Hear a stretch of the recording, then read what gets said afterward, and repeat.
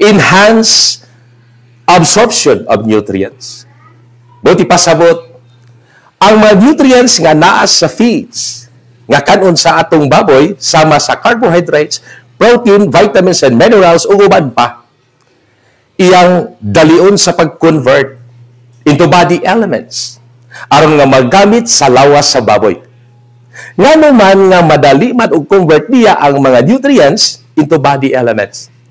Tungod kay ang mga beneficial microorganisms nga anaa sa tiyan sa baboy, moproduce sila og kanang kita og relative beneficial enzymes o mga gitawag nato og mga laway. O kining maong mga laway, mao ni siya ang modali sa pag-convert sa mga nutrients.